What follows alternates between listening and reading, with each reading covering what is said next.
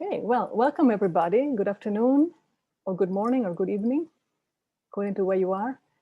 My name is Simonetta Moro, and I'm the director of the Institute for Doctoral Studies in the Visual Arts.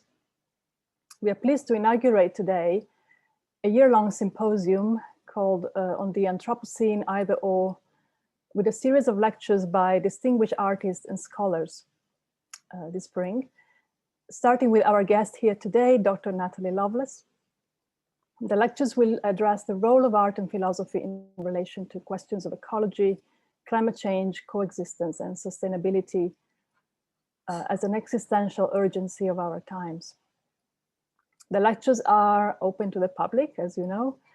I have posted a link to register to the other spring lectures in the chat box. So if you visit that link, you can register to the next lectures, which will be held in two Saturdays. March 20th is the next one with Dr. Andreas Weber, and April 17 will be the third lecture for the spring with Dr. Giovanni Tusa.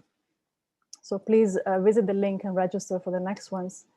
I will explain a few technical details before we move on. So the lecture will last approximately 45 minutes.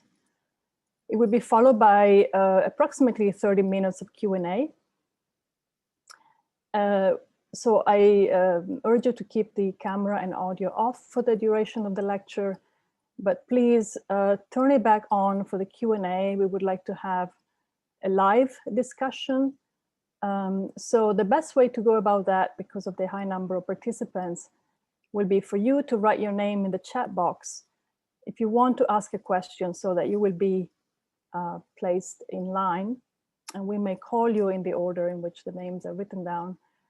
Those of you who cannot use their audio function for whatever reason may write their questions in the chat box, but we hope that you will all be able to ask them with your own voice, and we'll be able to see you.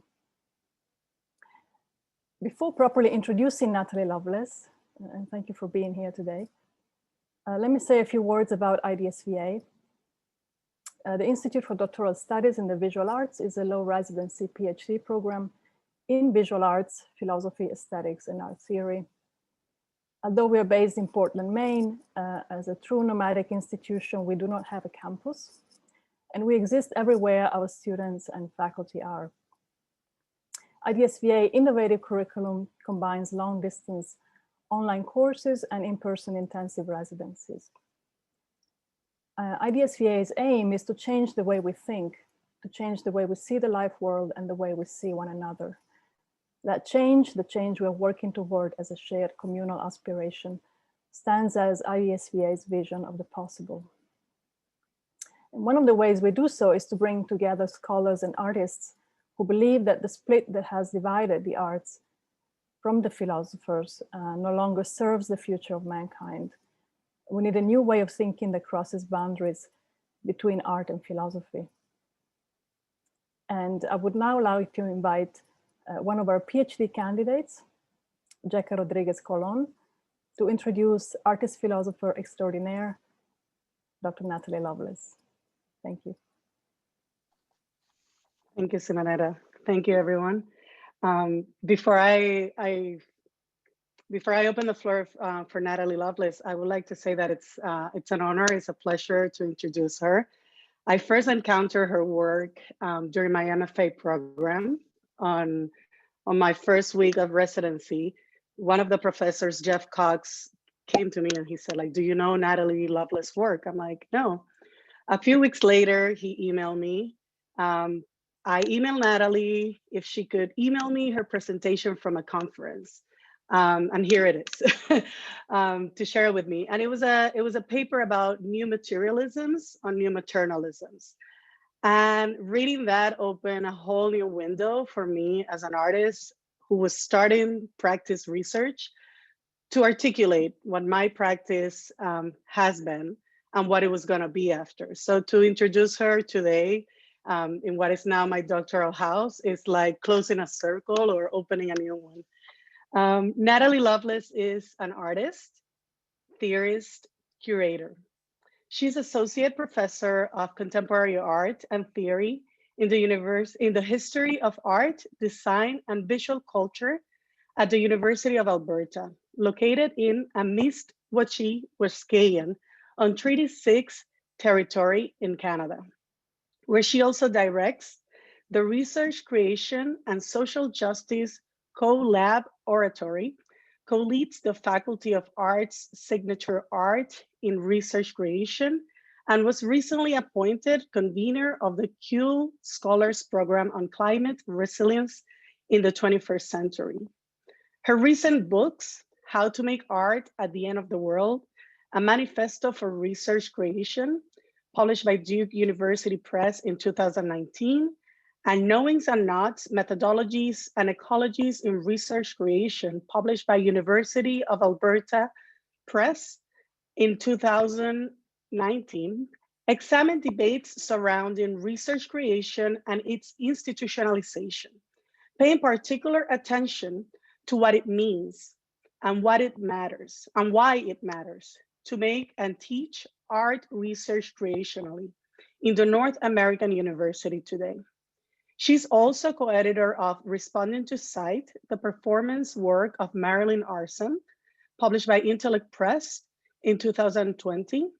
Loveless recently completed New Maternalisms, a project bringing together feminist art practice, theory, and curation, and an interdisciplinary collaborative project on global vaccination called Immune Nations, that culminated in a high-profile exhibition at UNAIDS in Geneva during the 2017 World Health Assembly. Current projects include Speculative Energy Futures, part of the Just Powers initiative funded by the Future Energy Systems Canada First Research Excellence Fund, and Art, Activism, and Global Crisis, funded by the Social Sciences and Humanities Research Council of Canada. In 2020, Loveless was elected to the Royal Society of Canada's College of New Scholars, Artists, and Scientists. Without further ado, please help me welcome Natalie Loveless. And the title of her talk for today is From Relational to Ecological Form. Thank you.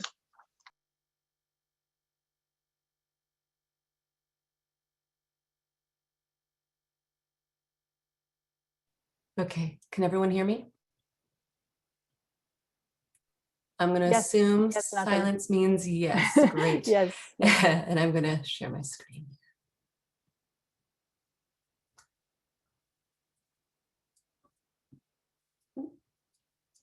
There we go.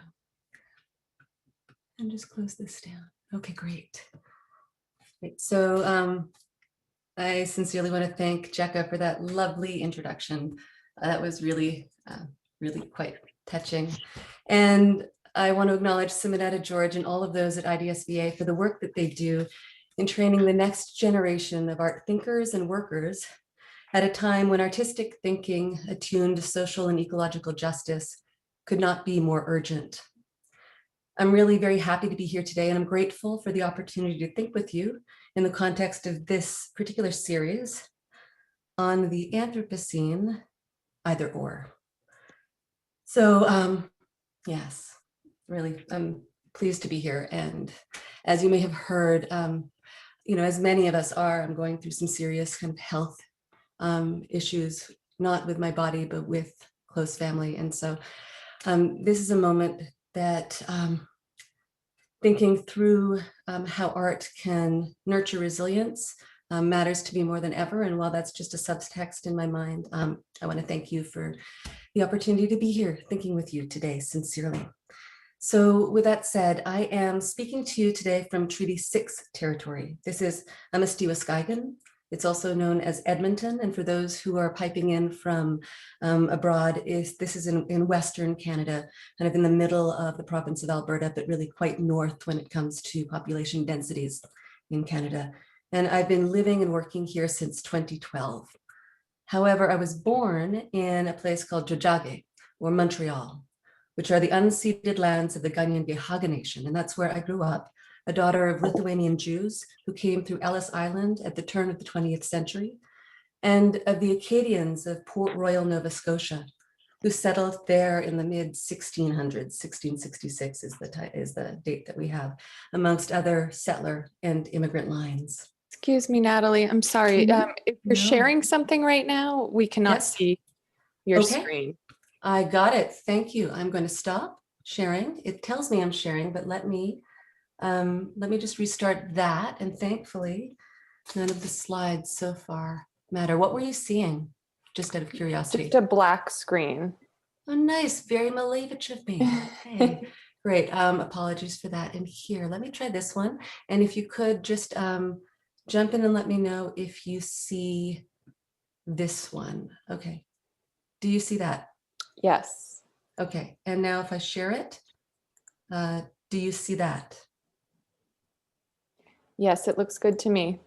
Okay, Yeah. great. And I'm on the side somewhere. All right, perfect. So as I started and said, thank you, there was here and here. This is Treaty 6 territory. And here we are in Tiohtià:ke. So here, l'Île de Montréal. Here I grew up amongst massive Franco-Anglo settler infighting, marked by indigenous erasure and romanticism, which is its own form of erasure, of course. Now, it's strange to gesture towards treaty acknowledgement, which is common practice in Canada these days, on Zoom, when we're so very widely dispersed and our encounter is made possible by server farms that may be equally dispersed on lands that I don't know how to trace. But as recognizing the role of the settler colonial project in anything we may call the Anthropocene is crucial, I am naming myself, my location, and inheritance nonetheless. So a couple of weeks ago, I gave another internet facilitated talk in the Critical Conversations series at the University of Saskatchewan, reflecting on this, my 2019 book, How to Make Art at the End of the World, a Manifesto for Research Creation. The talk was in large part a blow by blow of my arguments in the book and a reflection on the profound shifts that have happened in the world and at my home university over the past almost 2 years now since its publication, and how these shifts have impacted my thinking. What hasn't shifted are any of my arguments about research creation as pedagogical intervention within university spaces.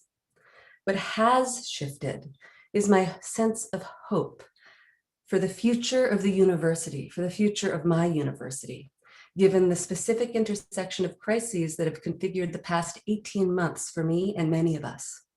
The joint effects of pandemic teaching asynchronously and in hybrid form, and supporting students who are struggling, while home COVID schooling elementary school with my son, elder caring health crises with my mother, and associate chairing my department during the seismic restructuring that is remaking the core infrastructures of my university seriously in ways that are swift, bureaucratic, terrifying, cruel to very many people across the board, and fundamentally unpedagogical. In How to Make Art, I offer some thinking in the conclusion of the book that's both aspirational and nascent. Today's talk, From Relational to Ecological Form, is my attempt to return to some of these thoughts, some more organized than others, on pedagogy, politics, and the question of form in contemporary art, specifically art attuned to ecological crisis, or what's been more commonly dubbed art and the Anthropocene. Structurally, over the next hour or so, it's a little bit longer than 45 minutes, apologies, I will articulate some of this thinking, which has been at the heart of the distinction between art on ecology and art that is formed ecologically, or rather that works with ecological form. This distinction has been a thought game on my part, with debates on form in the long 20th century, and mostly with folks like Nicolas Bourriaud on relational form, and Grant Kester on dialogic aesthetics. And I look forward to sharing some of these thoughts with you today, as well as situating where I'm coming from in these interests. So it's in 5 parts. Part 1. In How to Make Art, I invoke the term Anthropocene as one that many have taught us works to mask the uneven distribution of power and harm that is marked by its totalizing anthropos. That is, the climate debt that's at the core of the set of relations and effects that the term is pointing to, and the ends of the worlds that have already happened. In so doing, I note how the end of the world part of my title intends to reference Anthropocene discourse, while also citing the profusion of end of the world titles that have been generated over the past 2 years in the arts, humanities, and social sciences. With both of these framing narratives, the Anthropocene and the end of the world, it's necessary to note the things that are occluded from it. For example, the end of the world for whom and when? The world, if by world we understand culture, way of life, and right to life, has already ended for many peoples and many species. All of this is made ever more potent with COVID amplifying the injustices, inequities, and power differentials that play themselves out along racist, ableist, sexist, and class-based lines. So this is the question: how to move forward? And how is art part of that way forward? Given that this talk is one part of a larger puzzle, I'm going to jump forward all the way to my conclusion. And I'm going to say these words in a different way at the end. And I hope that you hear them differently at the end than you do now. My wager is that art can be mobilized as a lever, working in concert with other levers to render our sites of practice more care-filled, more attuned, and more just. And when it does this, my secondary wager is that it's not primarily at the level of new content that this happens, but that of form. Not that I understand the two to be categorically distinguishable. I understand the relationship between content and form as a Mobius strip. Can I ask that there's somebody named, I think, Miriam. It looks like it's on a, not on mute.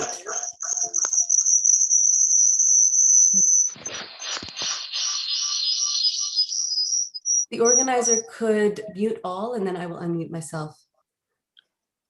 Yeah, can Rachel or Molly please mute? Okay. Great. Thank you. Okay, I think that's working. All right, so just so where we are right here is that I just want to make clear that when I talk about the relationship of content to form, it's not that I understand the two to be categorically distinguishable.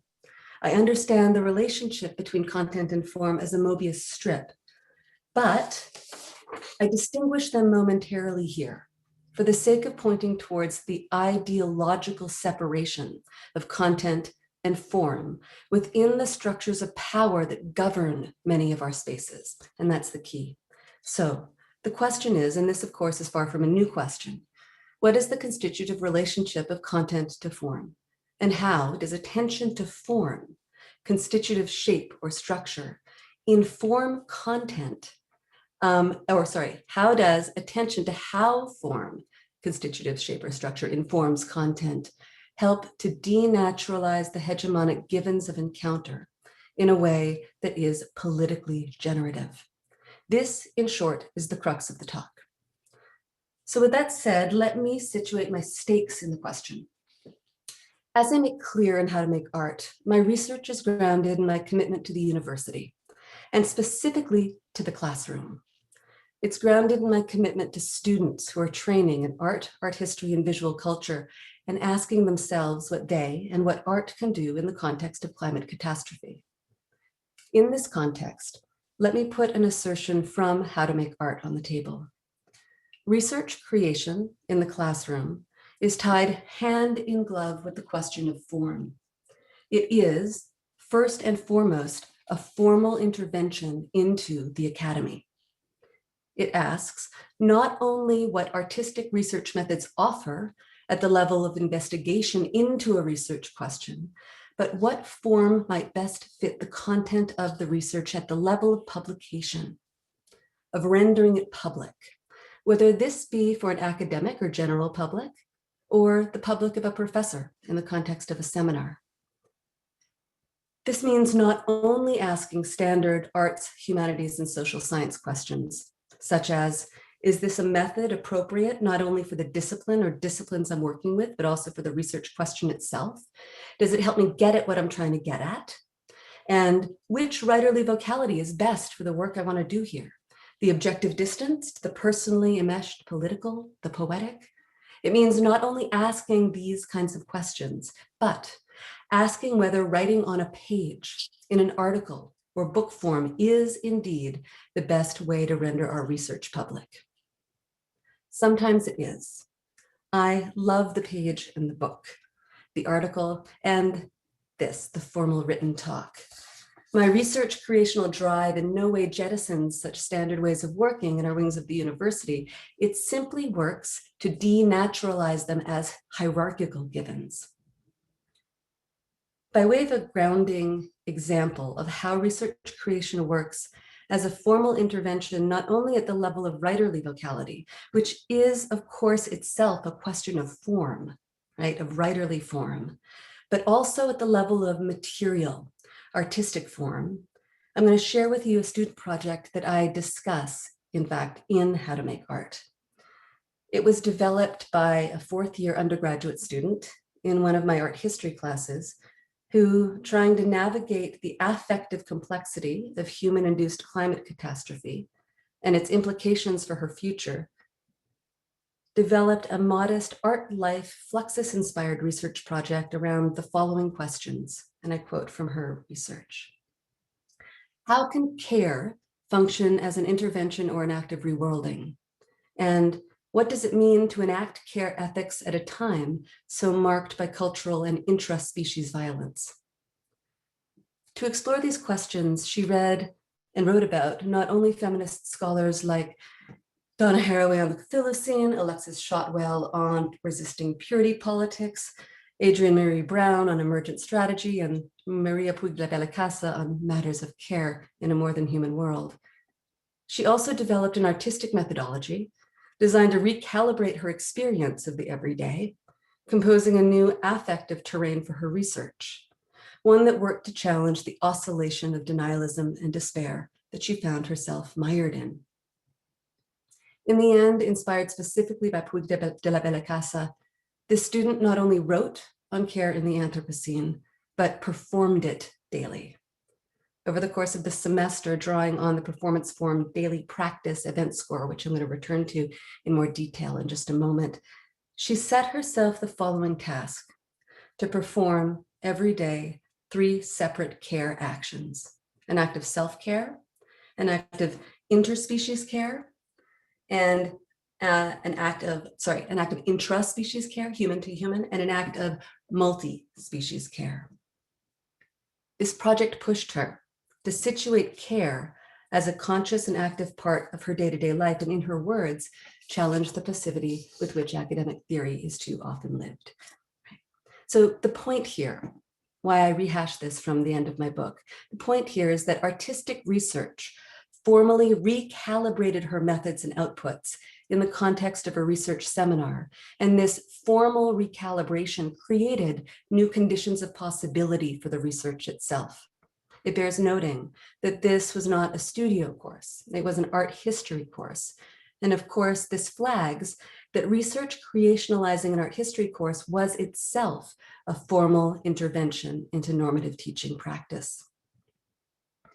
So in this project, she drew specifically on a 20th century artistic form that is close to my heart, called the instruction piece or event score, one that carries with it its own set of affordances. Generally understood to have emerged in the 1960s under the auspices of Fluxus, the instruction piece or score is a form with a now long history in contemporary art. It emerged as a hybrid of conceptual and performance art and carries with it a decidedly speculative stance, offering imperative texts that can be seen as proposals or instructions for possible ways of recalibrating the world. Those associated with Fluxus and its later and earlier proto-forms, folks such as Jeff Hendricks, Dick Higgins, Alison Knowles, Shigeko Kubota, George Vachunas, Yoko Ono, and Lamont Young, they resisted the cohesion of the term movement, preferring to see fluxus as an approach or a strategy, one that we could think of as emergent, one that was international, decentralized, and multidisciplinary. They staunchly rejected the art object as commodity, while working to cross the inherited boundaries, dividing that thing called art from that thing called life. Not to collapse them, I hasten to add, rendering the two categories indistinguishable, but rather to render their relation uncanny, to defamiliarize the relation, and through such defamiliarization to render each all the more potent. Following from the Duchampian assertion that it's art if I say it is, with the flux score, any moment of life may be rendered art. The frame of art is mobilized to reorient habitual modes of being, to invite unexpected encounters, and in its feminist mode, to bring attention to the maintenance labor that sustains our everyday at every scale of existence.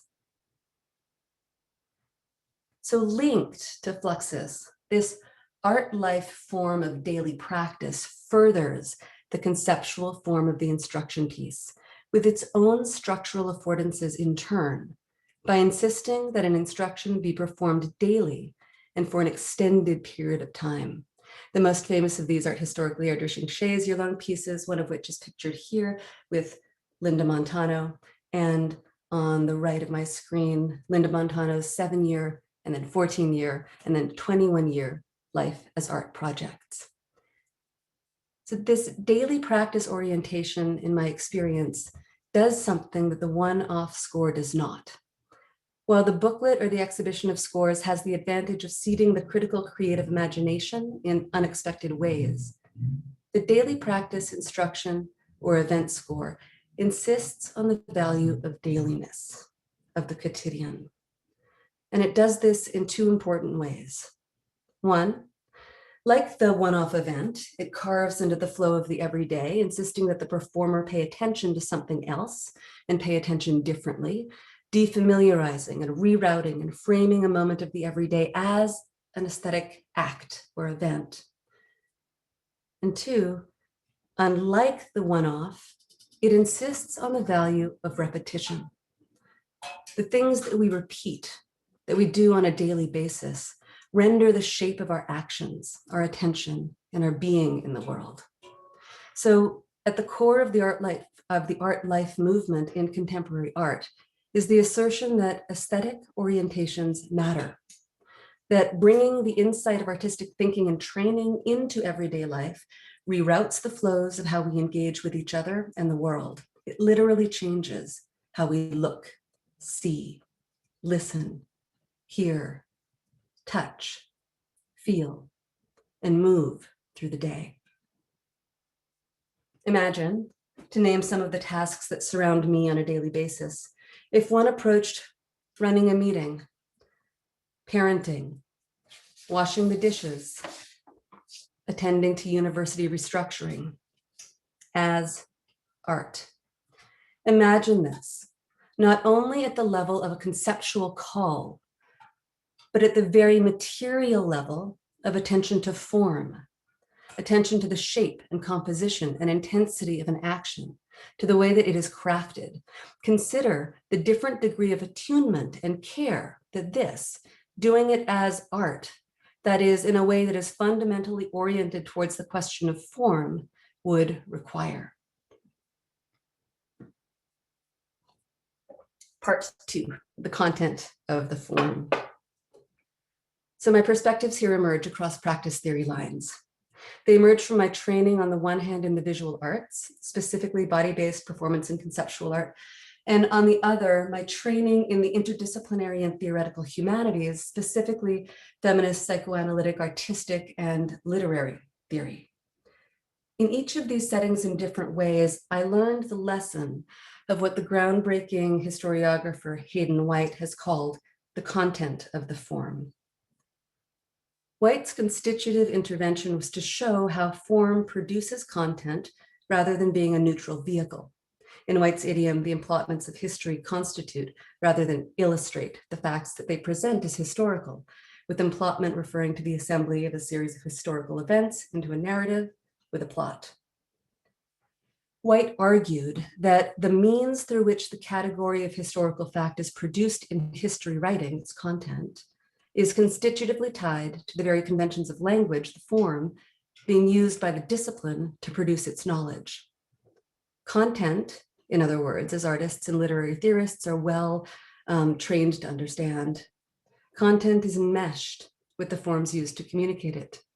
An idea or statement will communicate differently depending on how it is rendered, whether through the disciplinary givens of poetry or prose, painting or performance, political science or philosophy. And sometimes, as those of us trained in the visual culture of gender and race well know, a form will communicate in excess of the content it's intended to deliver. So my approach to the question of form then emerges from these fields that I've inhabited over the past almost 20 years, and is tied to moments like the one where I realized in the context of reading White that different disciplines not only focus on different objects of study, asking us to ask questions in different ways and with different tools, but make different things possible and impossible with the forms they each champion. This insight in my first graduate art history seminar recalled my experience as an MFA student, where, given the pedagogical orientations of the museum school I was attending, I was repeatedly in critique sessions with conceptual art orientations asked, is this the necessary form for the work? Does this idea, issue, or question need to or work most incisively as a painting? Or might your inquiry be more effectively rendered through photography or sculpture or performance?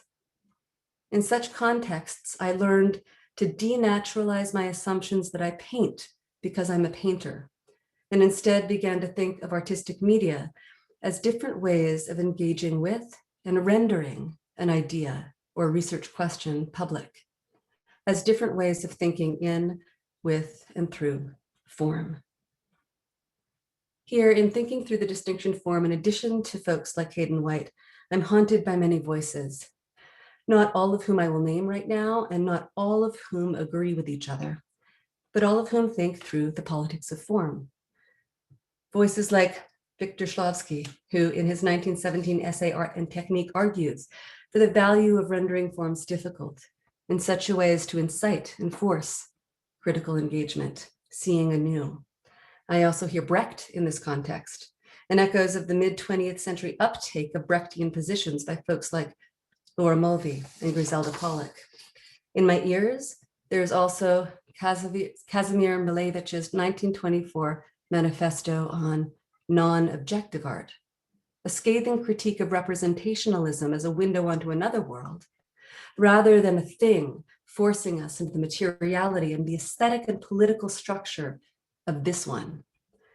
I even find myself productively haunted by voices like those of Clement Greenberg and Michael Fried in their differential quest to champion mid-century abstraction and analyze art based not only on its formal properties as a kind of internal dialogue in which forms do, but do without recourse to context, history, or site. Within these broad strokes of an early to mid 20th century Western art history, there's a well-trod thread that could be woven from the proposition of a non-objective art, in which the objective is understood as synonymous with the representational, to an object type art, in which the object is understood as rejecting any representationalism. And here we want to hear overtones of content with the word representationalism, offering itself as a phenomenological presence in the world, to the dematerialization of the art object, in which art is, quote, and this is of course Lucy Lepard, unfettered by its object status, to the idea of a social sculpture, in which the so-called dematerialized world of social engagement becomes the very material at stake in the work of art.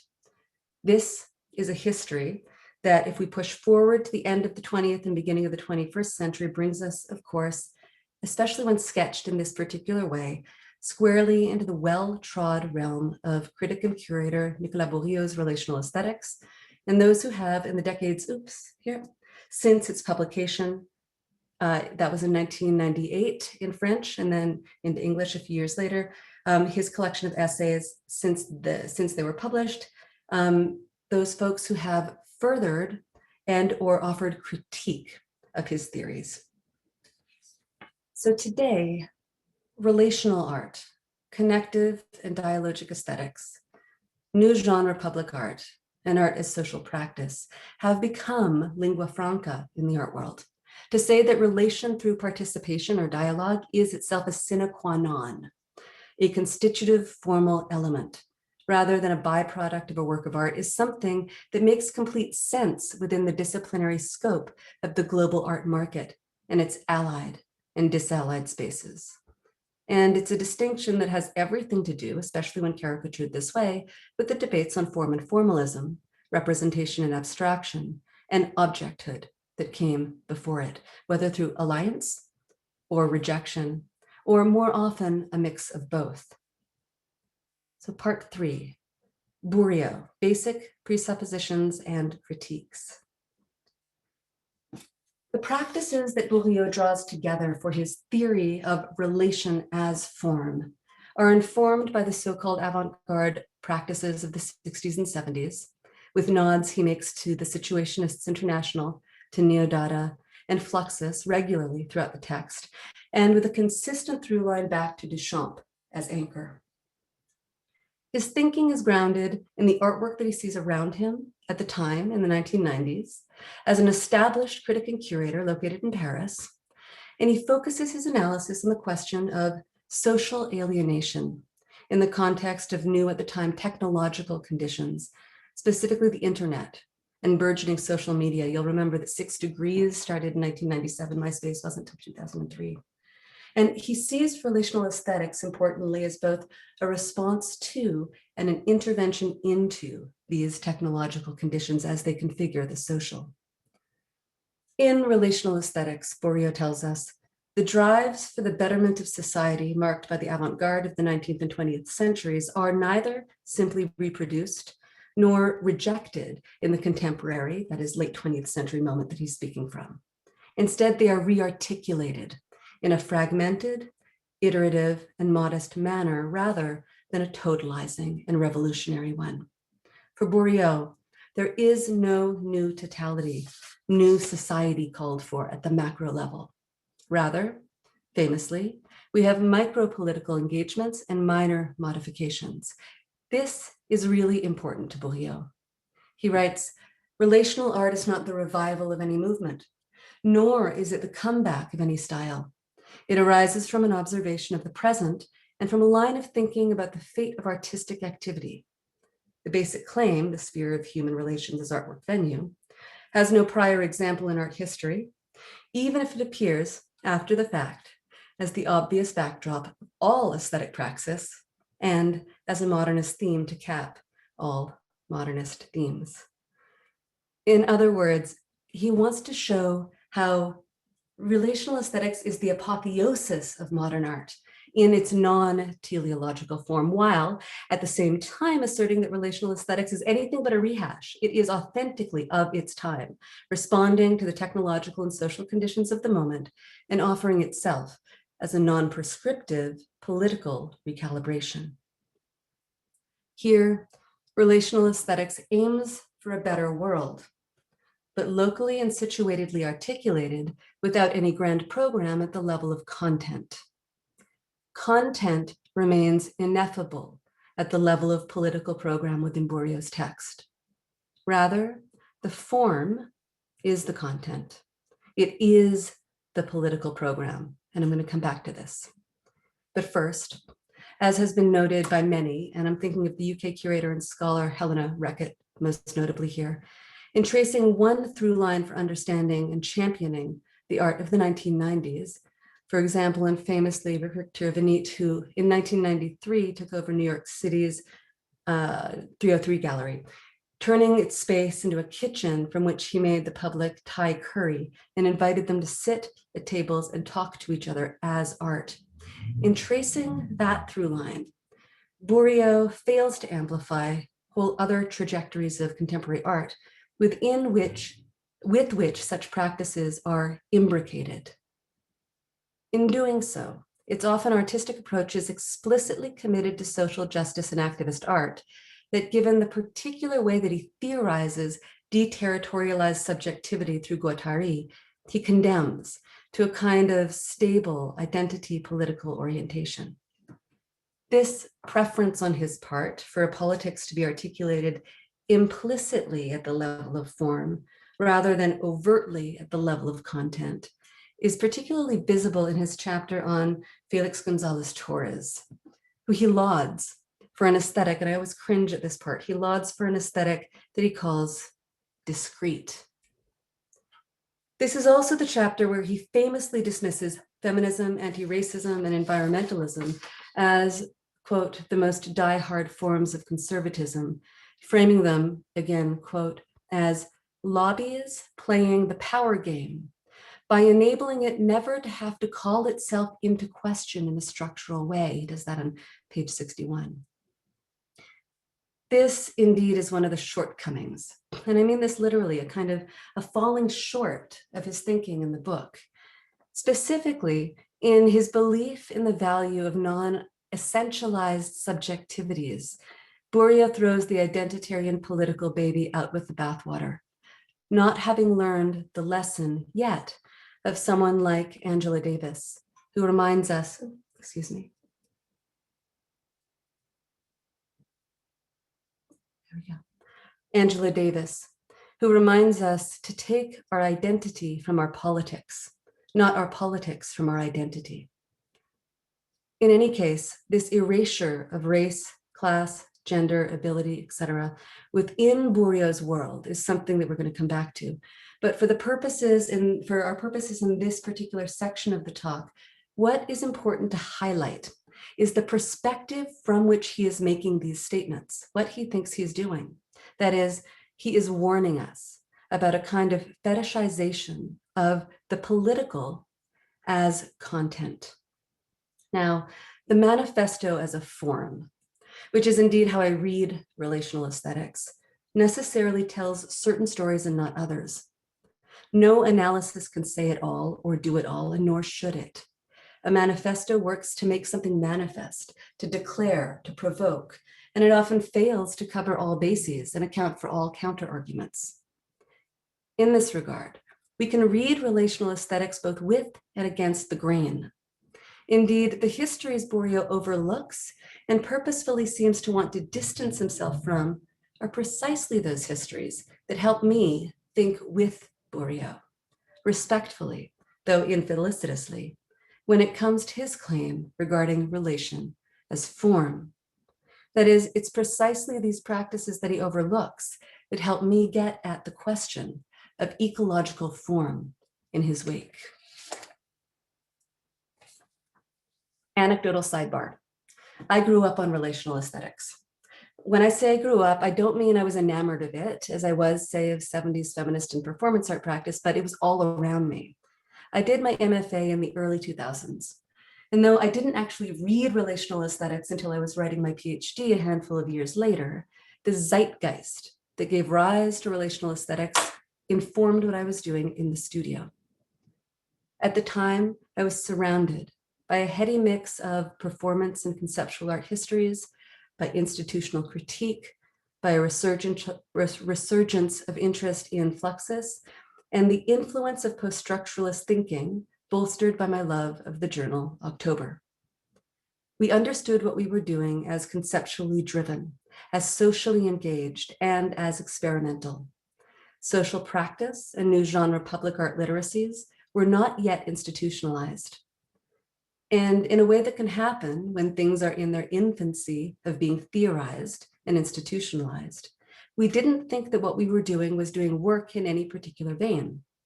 We were just making art that made sense for what we were interested in, working conceptually and non-disciplinarily, taking local sites and conditions as our situated contexts, and interested in integrating artistic thinking within larger social structures. It's only in the years after my MFA, as I was working on my PhD, that I found myself reading Bourriau's collection of essays and devouring Kester's tome. In reading these, I recognized a rubric being articulated, though of course differently by each that made sense of the things I'd been exploring in my artistic practice. And here, I don't mean to collapse Grant Kester's important work on the dialogical aesthetic into Bourdieu's. It's certainly at an angle from relational aesthetics. It's just that in this talk, I'm focusing on Bourdieu's book. I do deal with Kester's generative and important work elsewhere. Contemporary art historians and critics regularly assess the current moment and that of the recent past, looking to find new language to articulate the specificities of the work in the current moment, because the languages and tools that we have been using to analyze forms of artistic practice seem suddenly inadequate. This is what Krauss does in Art in the Expanded Field. You see one of her diagrams here. It's what Kester does in Conversation Pieces, and it is what Bourdieu does in Relational Aesthetics. He writes, an overwhelming majority of critics and philosophers are reluctant to come to grips with contemporary practices, so these remain essentially unreadable, as their originality and their relevance cannot be perceived by analyzing them on the basis of problems either solved or unresolved by previous generations. As I've noted, Bourdieu's text was roundly criticized from feminist and Marxist perspectives. I'm thinking of Reckitt and Martin here, on the basis of its lack of discourse theory, of course, famously that's Bishop, and for its commitment to the avant-garde and complete disregard for communities outside the art world, and that's Kester. It was through these critiques, which for the most part were published as I was beginning my PhD, that I in fact came to know about relational aesthetics at all. With them, I was dismissive of relational aesthetics seeming focus on conviviality, its lack of attention to power, difference, antagonism, and the unassimilable, its erasure of feminist art life practice as a new genre public art. And I was sympathetic to critiques that centered collaborative ethics and an activist political and social aim. In that regard, the text really does fail. But as I've hopefully made clear, there's something that I've become really interested in the text, and that is what happens when we take a moment to really focus with Bourdieu on the question of form. What is at stake in this distinction, relational form? And why might a return to the question of form matter in the current moment? One dominated by the term organizing this speaker series, the Anthropocene. Forms, to speak tautologically, are formative. They carry with them certain affordances and not others. And here I'm drawing on Carolyn Levine's 2015 book that you see pictured. For example, the form of the academic written talk that I'm presenting here today depends on a certain proscenium logic in which I'm here on a virtual stage and you fill the audience, usually in rows of seats, but here in the context of Zoom, you're piping in from your individual locations and yet constituted as an audience by dint of having your cameras off, being muted, and not being pinned as I am here today. Proscenium logics afford certain modes of encounter and not others. Just as Zoom and its sister platforms' structural affordances, as we've been learning, work to configure and delimit the shapes and possibilities of many an encounter under COVID.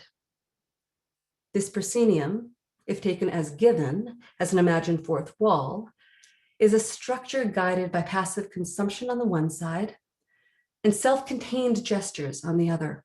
It produces one side of the proscenium as the viewed and the other as the viewing. And the agreement that keeps it going is that no one will break the fourth wall. So at the dominant scale of encounter here, you are rendered passive by the structural logic, by the conventions, and I am rendered active. I share my thoughts and you hear them, agreeing or disagreeing, being alternately interested and bored, all of those things that happen while listening to a formal talk. I get to have the opportunity to craft my thinking into a hybrid written oral form that I present to you before we move on to the standard Q&A portion of the talk, where we can do some modicum of thinking together. And we all leave this experience with some thoughts to digest that at best seed other actions and thoughts for each of us in our practices. This indeed is a form that I put a lot of work into and I get a lot out of. But what it can do at the level of debate, discussion, and mutual engagement is limited. It's not that we're not doing something together here, we are, but that what we are doing is configured by the structural affordances of the forms being mobilized within the encounter, what they carry with them. Forms render certain things possible and not other things.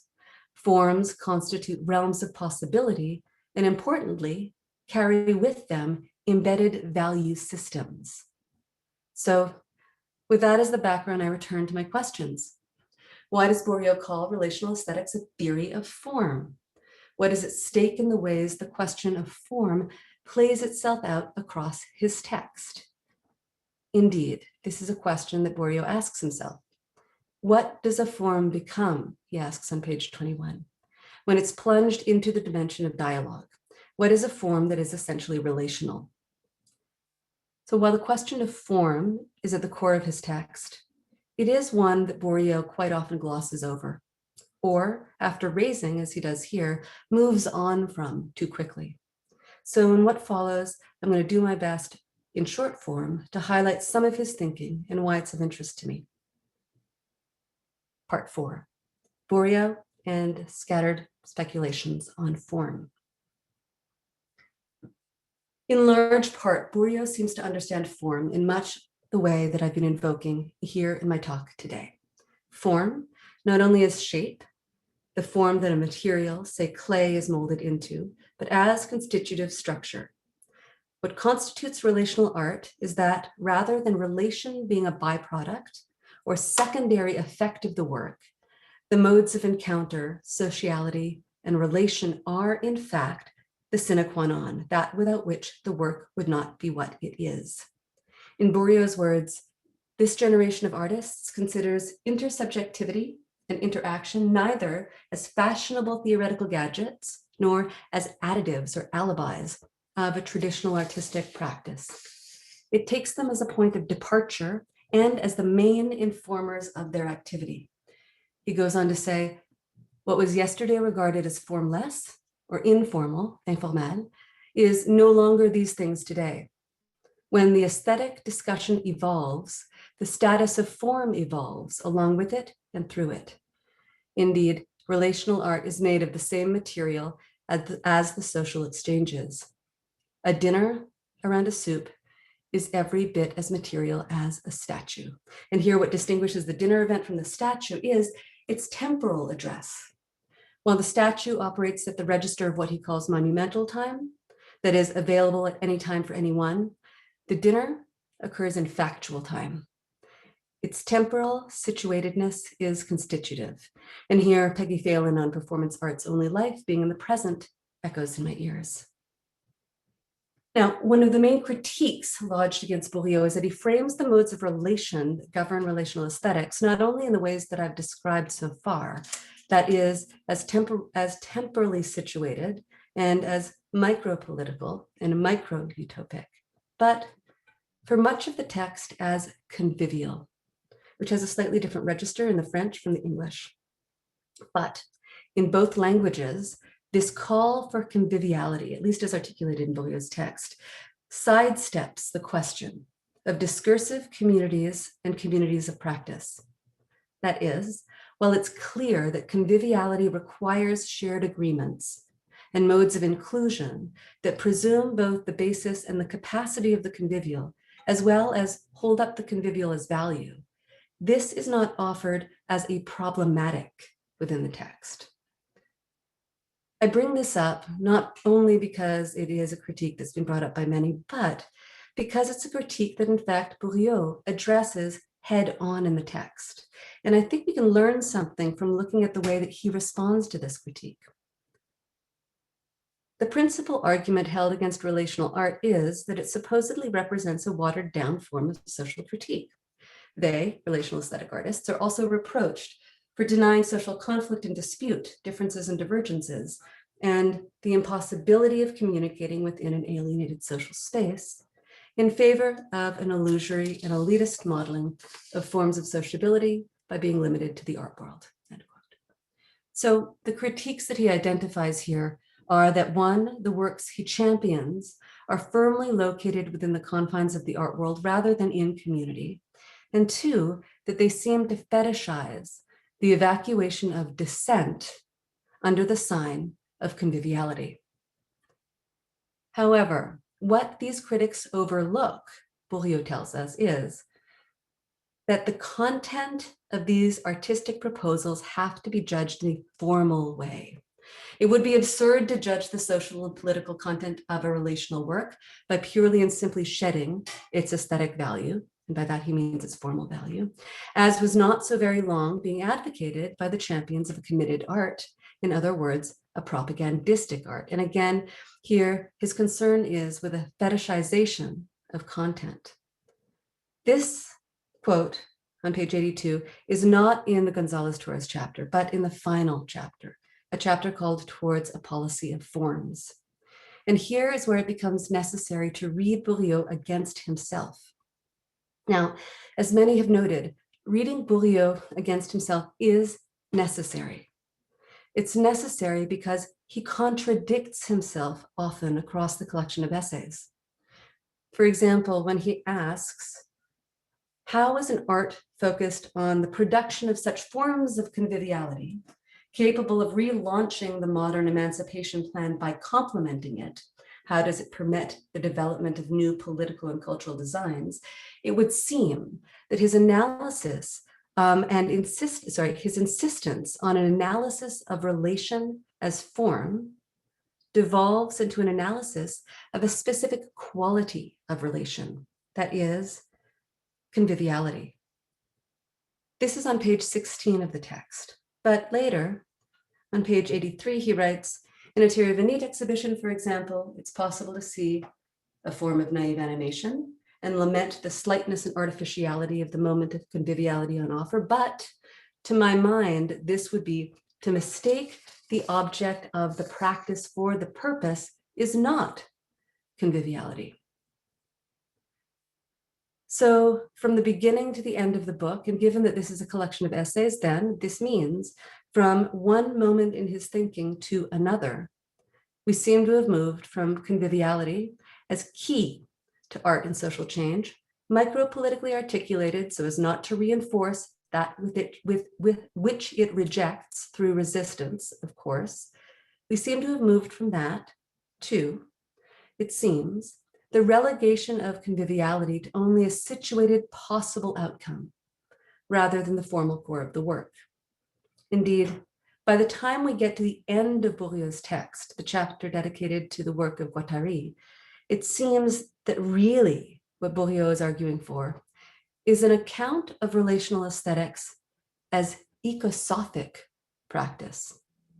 He writes, nothing is possible without a far-reaching ecological transformation of subjectivities, without an awareness of the various forms of founding interdependence of subjectivity, which he goes on to link to relational aesthetics concerns with form.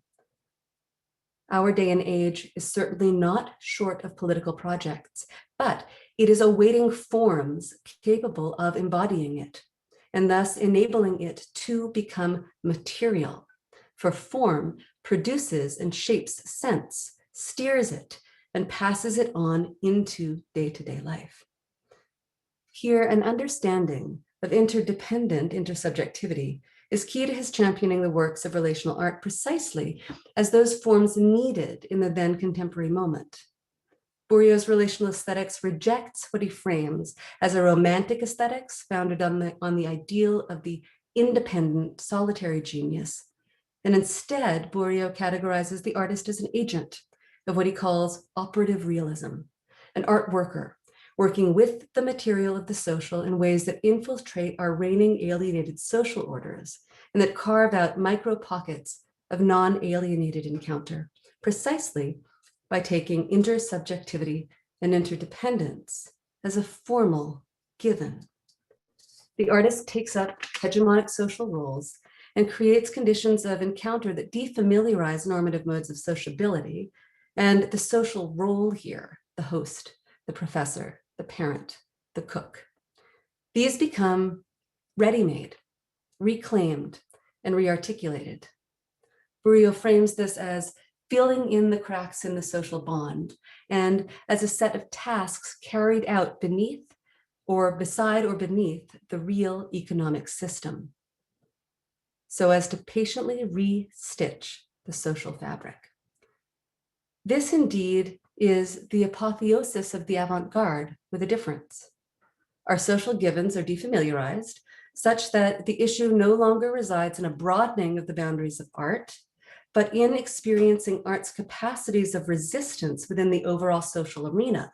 That is, he sees relational aesthetics' inheritance of the art life debates of the mid-20th century as moving from the project of broadening the parameters of what constitutes art in an inclusive gesture to what art can do as a site of resistance within a given social field, that given by the social norms of the time.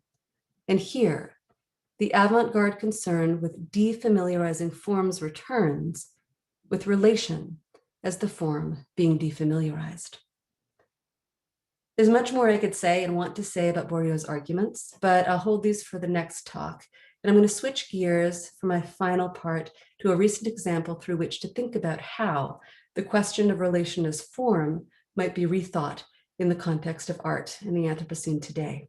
So part 5, the Anthropocene. Pictured here are images from an exhibition called the Anthropocene. It was held concurrently at the Art Gallery of Ontario in Toronto and at the National Gallery in Ottawa from September 28, 2018 to February 24, 2019. Both of these exhibitions paired Ed Bertinsky's large format, aestheticized and abstracted images with film and augmented reality elements by Jennifer Bachbal and Nicolas Pensier, alongside information-heavy wall or floor text, depending on which exhibition we were looking at, describing disparate global sites of ecological devastation and intervention. Now, there's a lot that I could say about this work, but in service of time, I'm just going to get right to the obvious point for anyone who attended these exhibitions, that is the degree to which the very forms of the works included and the exhibition choices as a whole positioned us as spectator witnesses outside of, while in principle and at a remove affected by, the conditions to which the works address themselves. In this regard, the affordances of this form that we are meeting each other through today, you and I, the Zoom talk, with its speaker-receiver dynamic, is one that was at work in the exhibition and that indeed is common to much contemporary art that takes the ecological as its focus. This is an aesthetic, formal modality that doesn't, I'm asserting in short form here, give us traction when it comes to art as a mode of activity worth engaging in the context of climate catastrophe and injustice. Instead, the exhibition offered works on ecology, through which the very bankruptcy of the term the Anthropocene is made manifest, inasmuch as the term the Anthropocene centers the very heart of the problem, the Anthropos' ideology. And this was at work at the level of form throughout the exhibition, dealing with ecological justice issues at the level of content alone. Often when I begin to talk about art that's formed ecologically, I'm asked, do I mean art with an activist or pedagogical approach to the environment and the human's place within it? Or am I talking about something like a work of art's carbon footprint or some other measure of ecological impact? My response is generally this. While I think it's important and even crucial that we pay attention to carbon use and environmental impact at the level of conception, production, and circulation of the artwork, and that artwork that raises awareness about climate catastrophe is urgently needed at this historical juncture. Both of these ways of thinking about ecological form, while necessary, are not, to my mind, sufficient. Indeed, to deal, as I'm claiming that the Anthropocene exhibition does, with the commitment to climate change action by offering large-scale reflection on climate collapse, asking us to witness the impact of humans on the planet and see ourselves not only as agents of devastation, but agents of change, but doing so through a spectatorial address that generates little more than what Megan Bowler has framed as passive empathy, precisely by dealing with content in a way that leaves the question of form unmarked, is to pretend that forms are neutral vehicles and that the content at stake is what matters. But there is no such thing as neutral form. There is only a pretense that form is not constitutive or that forms are not overlappingly constitutive. So when I make the claim, as I am, for art that works with ecological form rather than art on ecology, what am I really saying? The term ecology was coined by the German zoologist Ernst Haeckel in 1866 to describe the economies of living forms. He was a contemporary of Darwin's, and he coined the term in the context of Darwin's work to talk about the relationship between creatures and their environments, on the understanding that creatures are each other's environments as well. And the key point here is that in an ecology, it's not that interdependent relations are identified within, say, an ecological ground, but that the interdependent relations constitute said ecology. There is no ecology outside relation. Ecology is relation. The form is the content. And if we return to Bourdieu in this context and read him on this point, perhaps more seriously than he does himself, we might recall his argument that it's not that relation is an effect of the work, but that relation constitutes the work. To work with ecological form is to have this radically situated, responsive relationality be that which constitutively structures the work. In other words, ecological form must by necessity take the situated relational ecosystem within which it is embedded seriously. And Pace Bourdieu, that relational ecosystem includes the materiality of situated bodies, raced, classed, gendered, experiencing material effects on the basis of the cis, hetero, patriarchal, settler, colonial, extractive worldviews that have given rise to the current convergence of crises that we face. The history of modern and contemporary art can arguably be told as the story of iterative defamiliarization, a relay of artistic gestures and interventions that ask us to look differently, to see differently, to think differently, and act differently. And if we take this to be the case and understand the role of art in contemporary culture to be both one of defamiliarizing the naturalized and soliciting alternative modes of engagement and action, then when analyzing art with an ecological focus, our job is to ask, what precisely, at the level of the ecological conditions that the work is pointing to, what is the work defamiliarizing and how? If we take the work as a site of attunement or coordination, what new relations does it engender? What is its aesthetic, formal solicitation? If thinking through form when it comes to the artwork is not simply an exercise in close looking, formal analysis of the picture plane, but that extends from the two-dimensional surface to the third and fourth dimensions, space and time, to include so-called immaterial elements such as relation, participation, performance, and dialogue. And we become good at analyzing these constitutive elements of a work at the level of their affordances. Then, what also seems important is to attend to the ways that these affordances solicit certain modes of encounter and not others. Forms afford, yes, but they also solicit. They have an address. And this address can work, as I've suggested the Anthropocene exhibition does, to render one a spectator witness outside of, while in principle and at a remove, affected by the conditions to which the works address themselves. Or it can implicate you, materializing the constitutive formal interdependence at the very core of the ecological.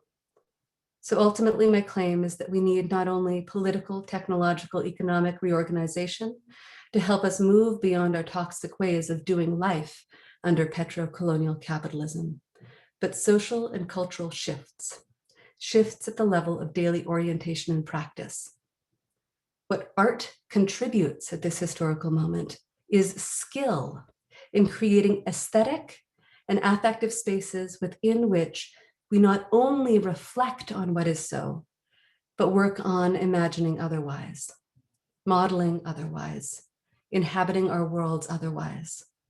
In short, I'm aspirationally foregrounding the capacity of art as a practice of aesthetic reattunement to center not only situatedness, but imbrication and implication, not by offering more facts, we have the facts, but by finding ways through aesthetic encounters and events to persuade us to care differently, and to do so through care-filled attention to how form makes worlds. And this is where I end. There's certainly much more to say, but that is what the discussion portion of the encounter is for. And with that, I thank you for your attention and open up to discussion. Thank you, Natalie. That was absolutely amazing. I would like to ask people who want to ask a question to either signal it somehow visibly or put down their names on the chat box.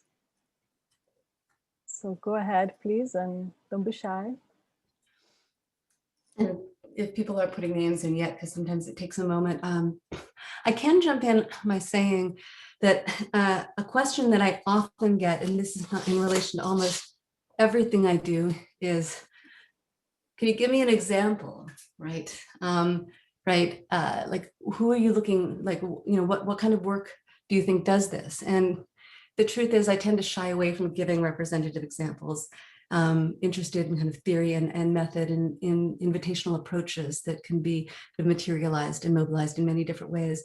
But I will say that lately I've been thinking with artists like Elaine Gann, the Multi-Species Lab, who is doing something that at first blush can look a little bit like the Anthropocene, but really at the level of form works differently, so as to invite us to look or solicit a mode of looking with rather than looking at. And so that's something that I want to tease out, because it's not that I'm saying that one can't produce, say, kind of works that use photographic methods or these modes of kind of optical methods.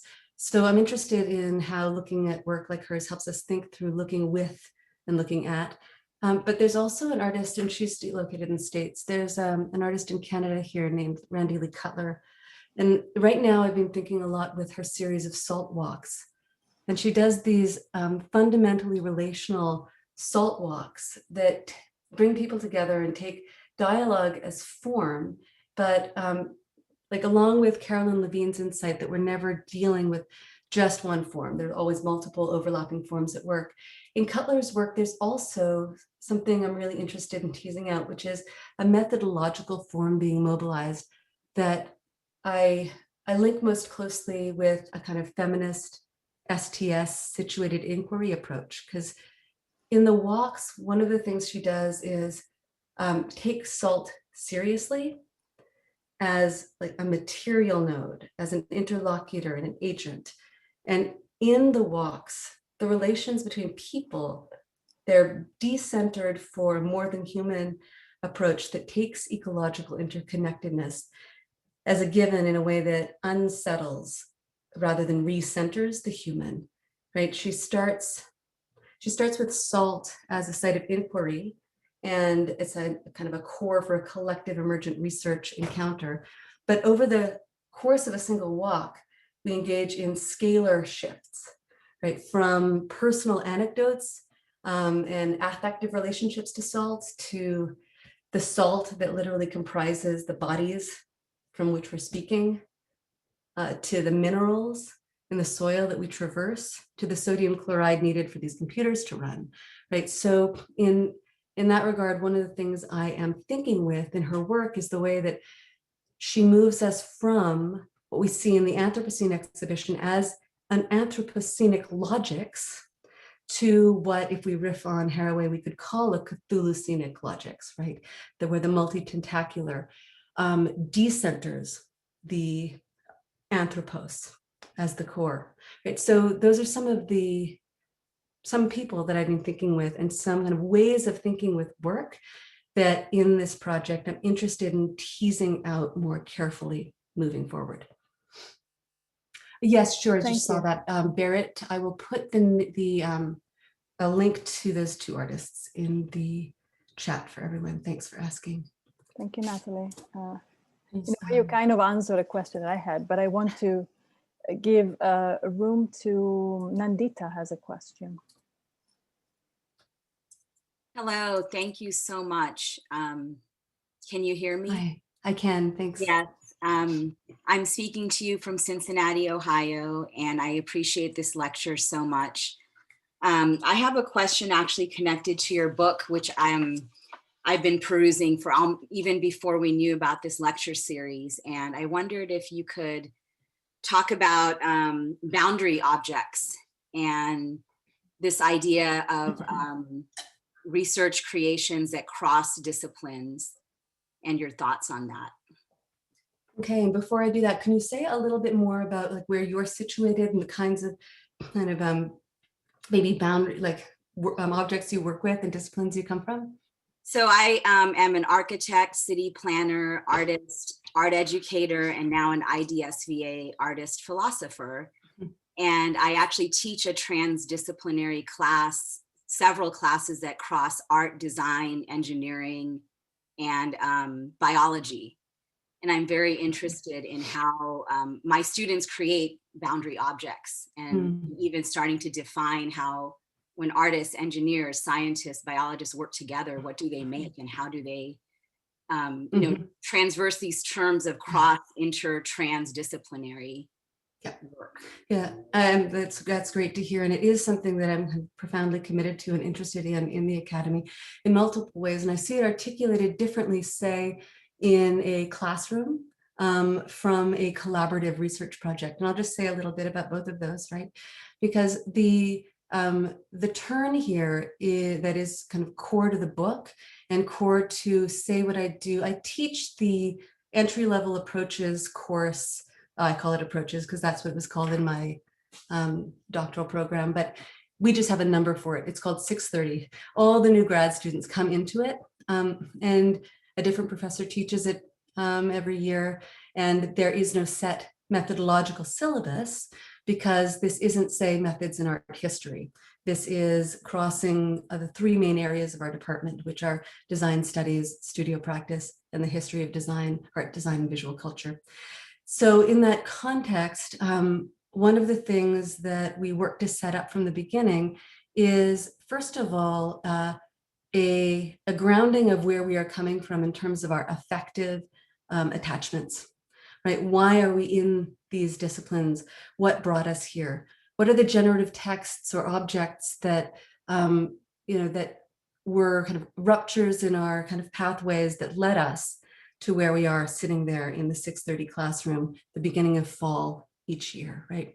And so once we ground that mode of affective attachment, the work is then to kind of hold on to the core of that, the generative core of the attachment, while shifting the terms from an identitarian kind of attachment to one that we can think of in terms of commitments and acts, so that those in the room stop thinking, oh, you're the designer over there, you do that design stuff, I am an artist.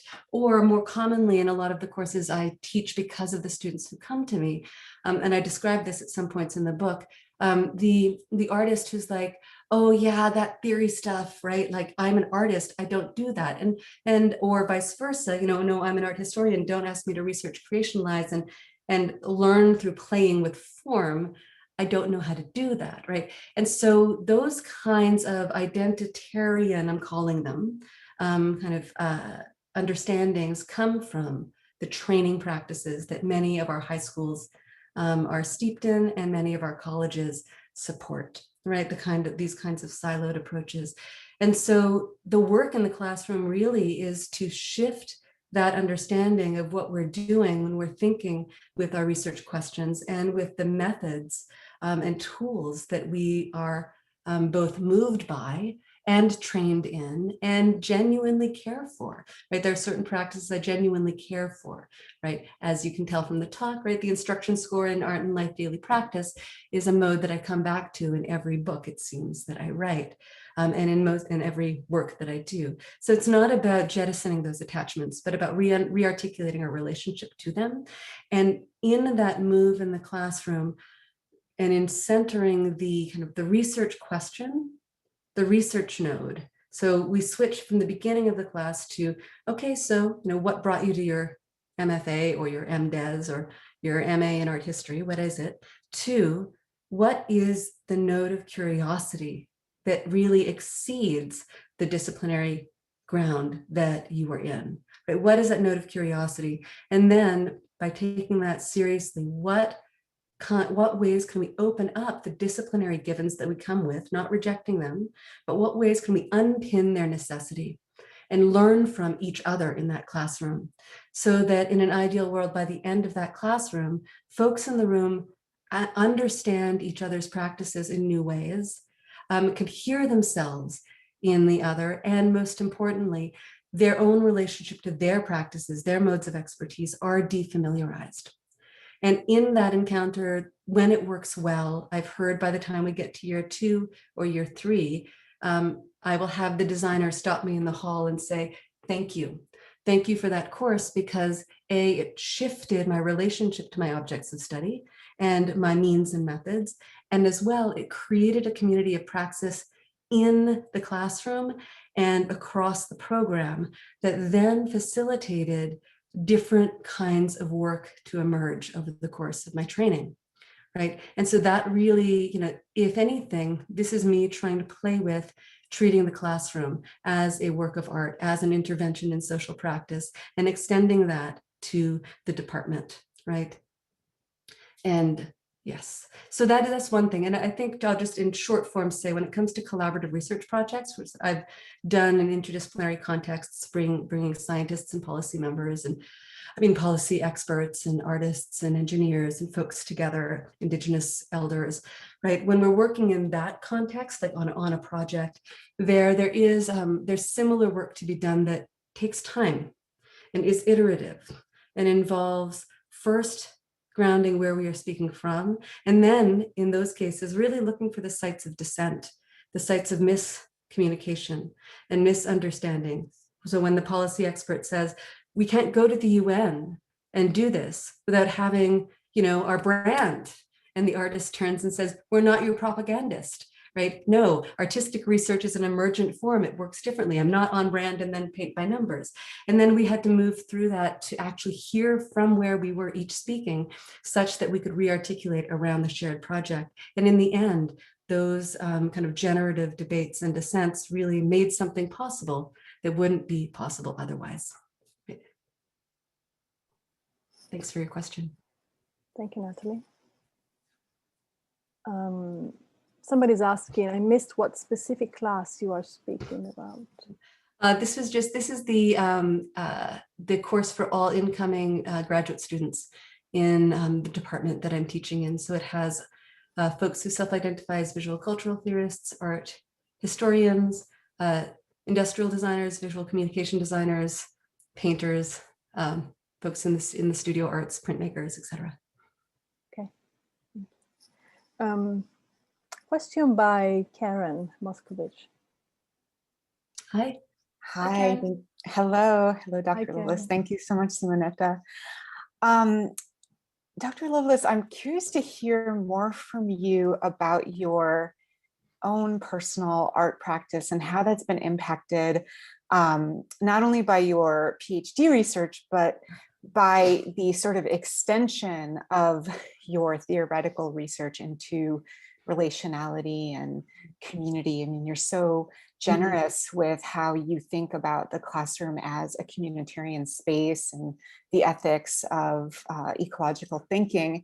And I'm curious how that's shaped and formed the content and materiality of time that you spend with your practice solo, if you do. Absolutely. Great question. And the answer is yes and no. There are a couple of ways that I can cut into that question. And, so there's, on the one hand, there were, in some ways, what I wanted to think through in this talk could indeed have been a three talks, because so much got taken out. And there was a whole section where I actually talked through the kind of work that I was doing in grad school at the museum school in Boston.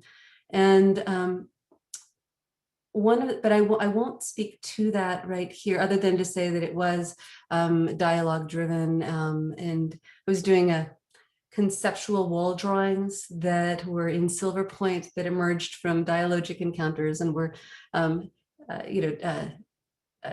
self-referential in the way that an MFA can be at its best and worst.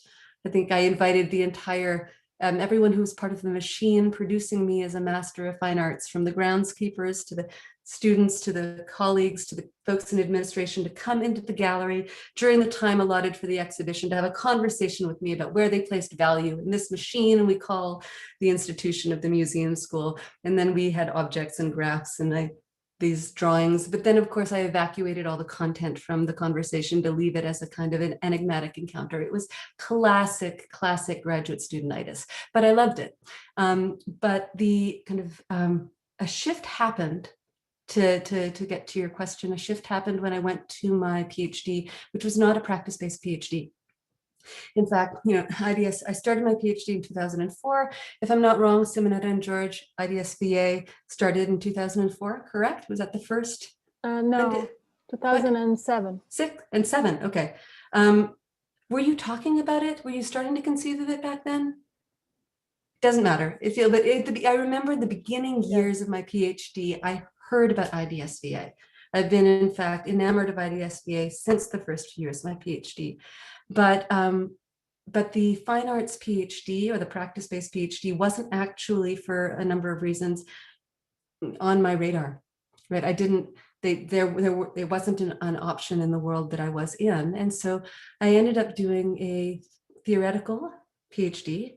And in that program, there's an interesting history of having non-disciplinary problem-based approaches, right? It was an amazing program with incredible thinkers from different disciplines, with the only rule being that if you came in as a student, you couldn't fit into a disciplinary space. You had to be doing something that exceeded the confines and needed one discipline and needed the tools of many disciplines, so that the problem was centered, or the question was centered over the allegiance to disciplinary formation. And so there was a social and ecological justice mandate implicit in that program. And folks did work in the world. There were activists, there were artists, right? But none of that work was recognized as research, only as object of study, right? So where at the level of the page, you were encouraged to play with form in whatever way necessary for your research. The hard break was if you were going to move off the page at the level of form. And that was dramatized. I remember in learning about the history of the program, at one point I was interviewing folks who had built up this kind of radical pedagogical space. And I learned about an early graduate student in the program who had in fact danced a chapter of her dissertation, but that danced chapter could not exist as a chapter, but was an appendix in the archives. And so I became really, I loved making a dissertation that was all text. I loved making a book, but I was very interested in that refusal, right? In that hard no. And so then when I came back to Canada and started teaching and started kind of building and advocating research creational spaces, which is, a Canada-specific term, right? It was at that moment that I started to really kind of think through and tear apart those breaks. But because I was high, so in other words, I did keep working when I was doing my PhD, I was doing wall-based drawings, these conversation-based installations, and continuing with some durational performance and action-based performance work, but it took a back seat because of the structural affordances of the PhD program itself. And this continued when I came to Canada, to the University of Alberta, to teach because I was hired in the history of art, design, and visual culture.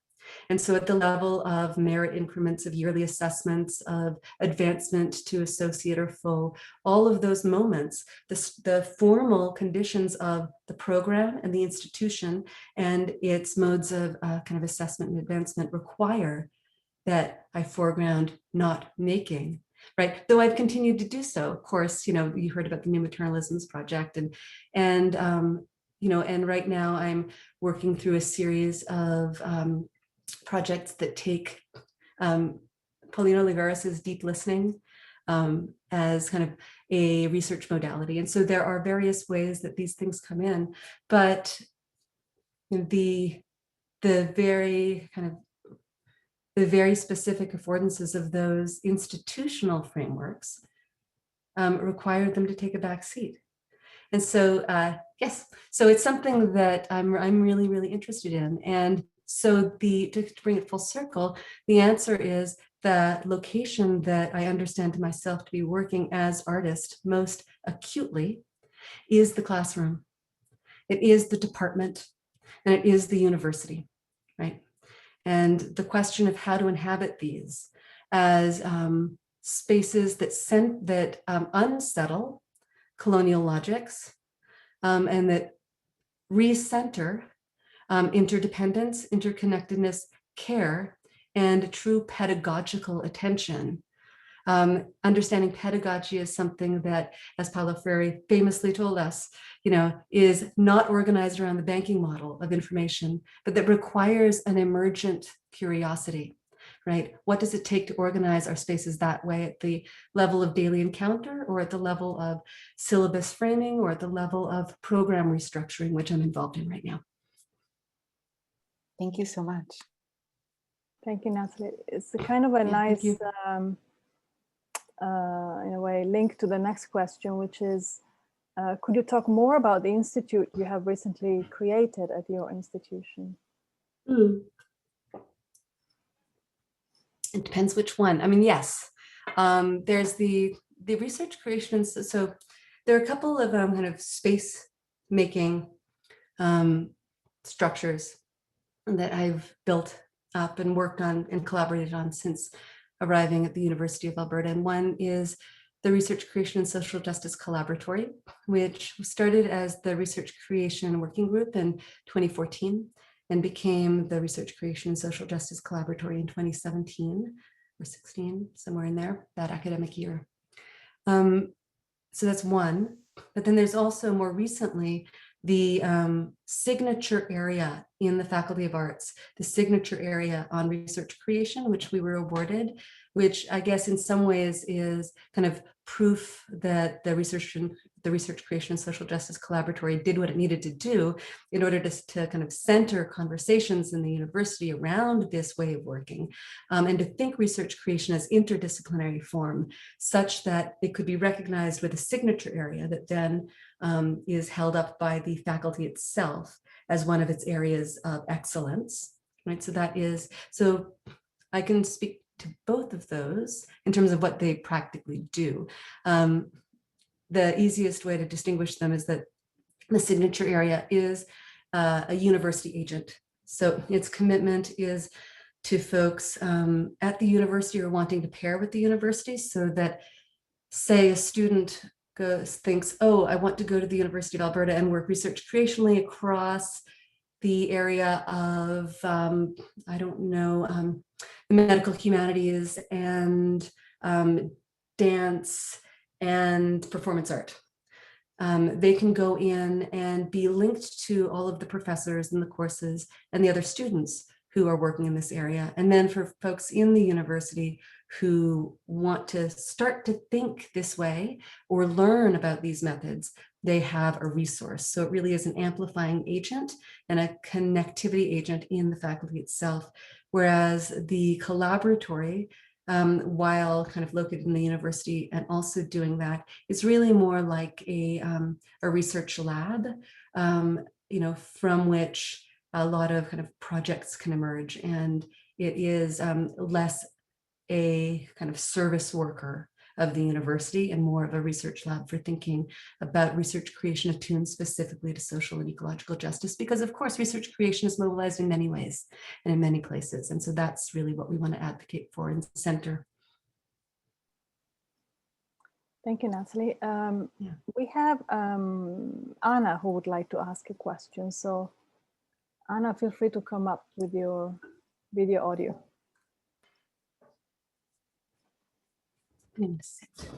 Hi, thank you so much, Dr. Loveless. That was a fabulous talk. And my question is, how does a practice that would persuade us to change, or a practice that erases the life-art chasm, get situated within the art world in order to exist as art?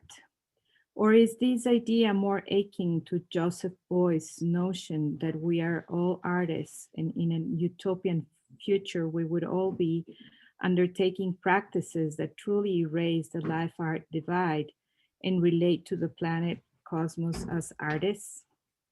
And how would it be documented? Beautiful question. And I think I hear in this question, so what I'm hearing in your question are two things, right? And one has to do with the role of the art world. And so like Anna, is it Anna?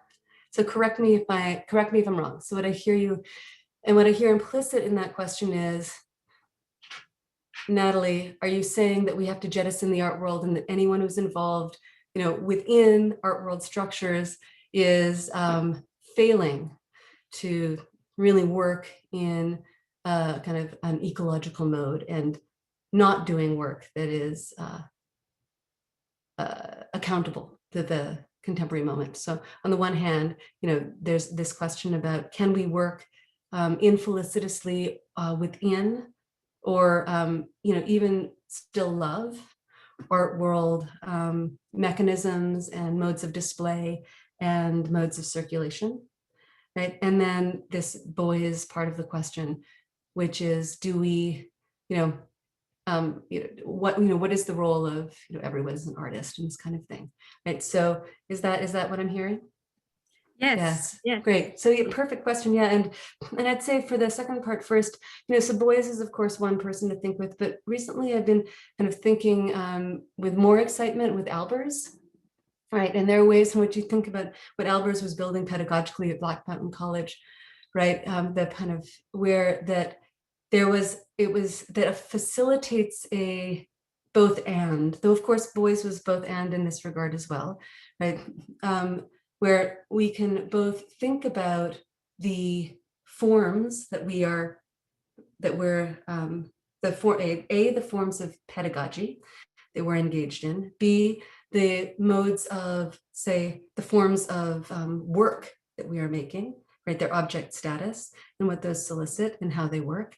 And we can also think about the artist or rather artistic thinking as an intervention into our epistemological and ontological practices more broadly, right? And all of those are really at work in what Albers was doing at Black Mountain College in a way that I'm really enamored by right now, because he in one vein, like what he was doing there was like it was research creation avant la lettre, in the sense that he was advocating for this mode of artistic training and thinking to move across all of the areas of the university, right? This is a moment when the art school, right? The art academy is coming into something called a university structure, a college structure, and something is happening at the level of pedagogical form and how we understand artistic knowledge production in that move. And Albers was very much advocating for that at Black Mountain. But he was also very interested in kind of the material objects and in the modes of kind of optical ambiguity that he was playing with, was inviting us into a different epistemological relation to the art object, one that required kind of constant question, right? And this organization around the question, around the series, around the process of artistic working, art working, was very much a part of his philosophy without requiring that an object not be made, right? But it did have something, it did have, at least on my reading, a no. And the no wasn't for the art object, it was for the masterpiece. It was for the orientation around the production of the masterpiece and everything ideologically that encapsulates, right? And so I love exhibition spaces. I love thinking with, I love curating. I love thinking with objects, thinking with artists, and thinking with space. There's no need to kind of jettison working within the structures of the art world, but there may very well be a need to jettison an understanding of ourselves as artists, as artists who are working to produce ourselves and our work as commodities of circulation and aggrandizement and reputation on the art market. However, if one does happen to be taken up by the kind of chance operations of the art world, then one must use power for good, right? You know, in the same, I have a similar relationship to books, right? I mean, I think the book is an outmoded form for this moment and for the urgency of this moment, right? And yet I also love the production of the book, right? There's something that I can do in the scale and the scope and the thickness of a book that I cannot do with a shorter, quicker form. So my response is both and, right? And to work on multiple scales at the same time, right? But with the understanding at the core of all of that, that we are art workers in the world, right?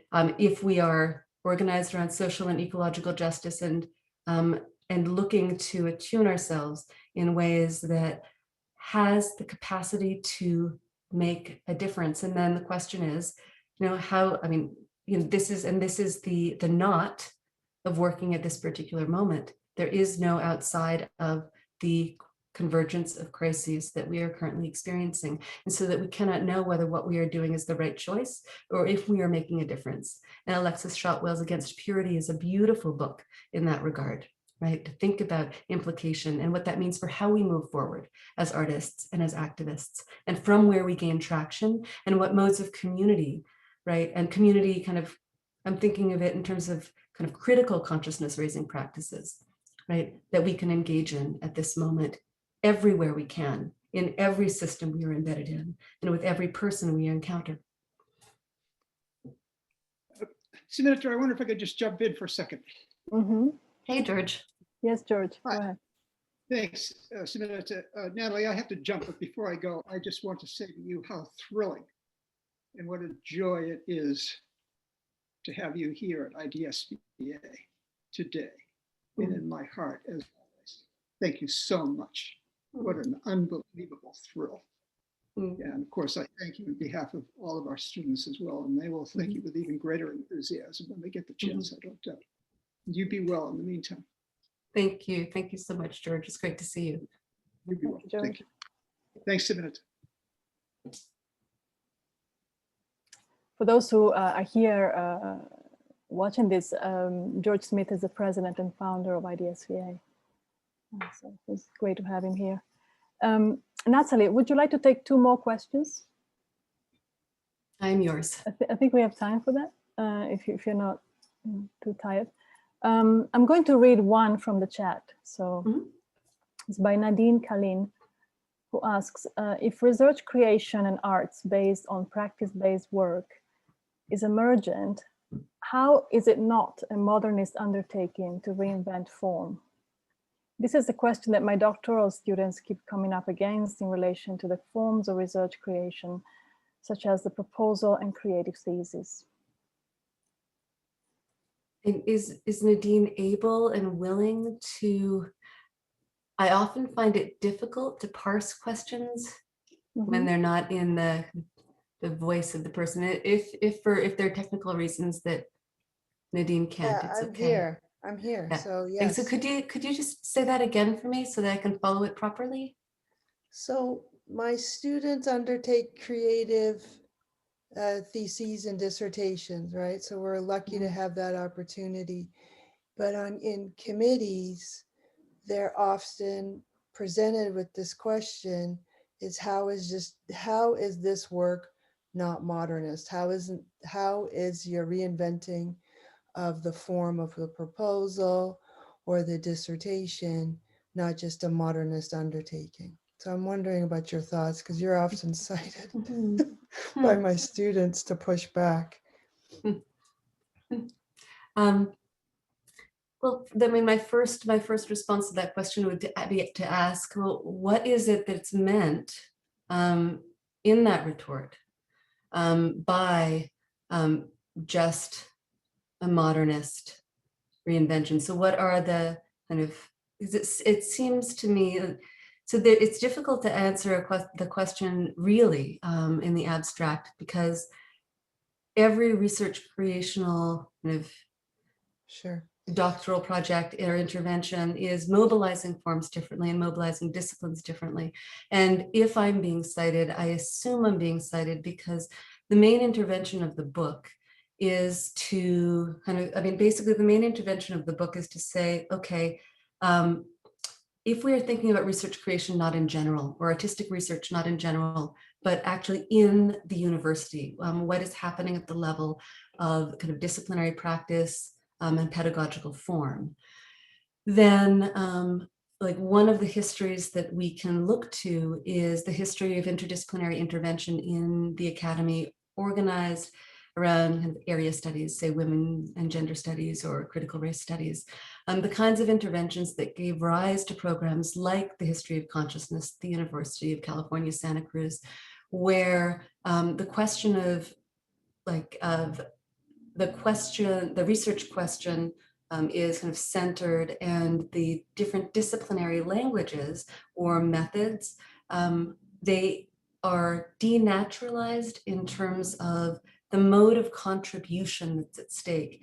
In other words, in that interdisciplinary context, the question of kind of fidelity to disciplinary lineage is not rejected entirely, but repositioned such that the contribution of the work at the level of, say at the History of Consciousness, the social or political project that's at stake, that takes kind of first chair, really, that takes front seat. And so if we kind of think about that understanding of what we're doing when we're working in the academy, and translate it across practice theory lines, so-called, and bring in some of the methods and literacies from the fine and performing arts, and understand those as methods of rendering research public, and start thinking about, which modes are kind of most interesting and useful and effective and engaging for the different projects we're engaging in, and also understanding that multiple modes are often at play in the same project. But that thinking through form is front and center here, and how the different methodological and disciplinary forms afford. If that's the conversation we're having, then we're not in a conversation with a history of modernist debate in literary or art historical theory. I mean, I am interested in that history, but that's not kind of, that's a kind of a disciplinary conversation that, really isn't the core of the research creational question in the university, as my book is trying to argue for it. So maybe I'm being cited for that sidestepping. but there are many modernisms, right? And there are many kind of ways of thinking through modernist projects and alter-modernist projects, para-modernist projects in different locations. And so I don't see the kind of the frames of modernism as a totality or a hegemony. And so I would ask also which modernist ideology is the questioner concerned with, and what do they think is being reproduced in the particular research creational articulation and the thesis defense or whatever it is. What is it they think is being reproduced here, and what's at stake in kind of rejecting whatever they're talking about under the sign of modernism, right? So I think it's a really interesting question, but one that kind of really requires But yeah, I think just to follow up. I'm sorry, Nadine. Thank you for your question, but we have very little time, and maybe there's a way to squeeze in the last. You can email me, Nadine. Email me. I'd love to talk more. Cheers. Thank you. Thank you so much. Alicia, oops, I missed it now. Psenika, I think, has a question, if you're still there, Alicia. All right, I'm unable to turn on my camera. It's okay. It's okay. You said, Natalie, that as humans, we're surrounded by repetitive tasks, and that a way to make an ecological benefit is to turn the repetitive task into an aesthetic act. And my question, and you said then to tend to the form of the task in order to turn it into an aesthetic act. And my question was, what models do you look to for an aesthetic act besides the writings of Borrand and maybe Fluxus? Right. So there are, the history of aesthetics, is an engaging and interesting and multivalent conversation, right? Philosophically, and it's of course part and parcel of the genesis of the field that I've been hired into, right? So sometimes I think with kind of philosophers from Baumgarten to Kant, right? But really, that isn't kind of the core of the call for me, right? The core of the call here really is in terms of those folks I'm thinking with. That moment, the folks who inspire me, that moment in the kind of mid 20th century, because of my training background and practices, mostly in North America, where the feminist movement, right, and then that kind of foment of Fluxus, performance and conceptual art kind of emerged, but really it's the feminist interventions, and so those feminist uptakes of conceptual or performance or Fluxus practices. So folks like Lederman Ukeles, right, who famously did touch sanitation, right, and this is Alicia, right?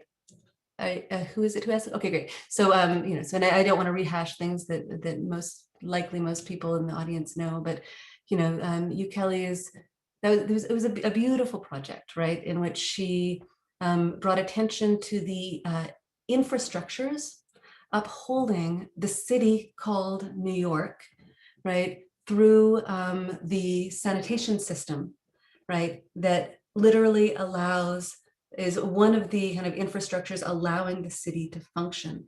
And so bringing attention to this and having as a task, as an action, the shaking of the hand of every sanitation worker in the however many boroughs that comprise New York, right, over the course of a year. And this was just one aspect of the project, but there was an attention to a kind of an ecological infrastructure, right, and a kind of intervention at the level of a daily practice that brought attention and care and value to an undervalued, and in fact, rejected kind of invisibilized system, but that yet was formally constitutive of the functioning of the city.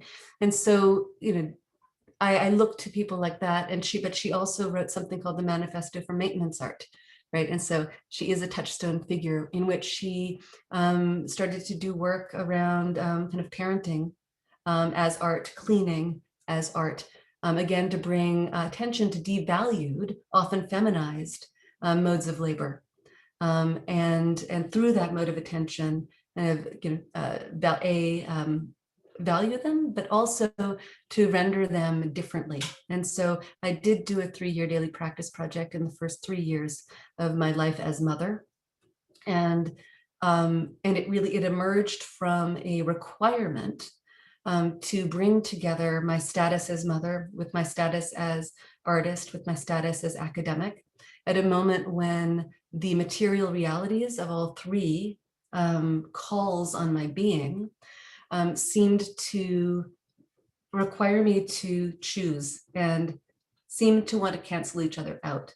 So I developed an artist daily practice project that was Fluxus inspired and instruction inspired to weave and stitch all three together. And through this, I chose a moment every day and created the frame art around it, called it art, created an instruction score for it, and shared it with other artists, mother academics to perform themselves. And it did, at the level of a mode of attention, recalibrate my experience of the everyday, recalibrate what I understood as the work of being mother or becoming mother or performing mother. Of course, Mary Kelly is a touchstone for these kinds of thinkings and practices as well, right? And so those are the kinds of things I'm thinking with when I'm thinking through how daily practice and instruction scores can recalibrate our modalities. And that has everything to do with the ways that I have been trained, the generation I come from, the location I come from, right? And the touchstones that I've learned. This is not the only place that these things happen, right? But it is something that I bring because it's what I have to bring. It's something that I bring into my classrooms often, because what that did, that moment of doing the 3-year artist daily practice project, what that did was provide me at a moment when I felt unable to continue. I felt overwhelmed by the forces, at play in my life. I felt alienated,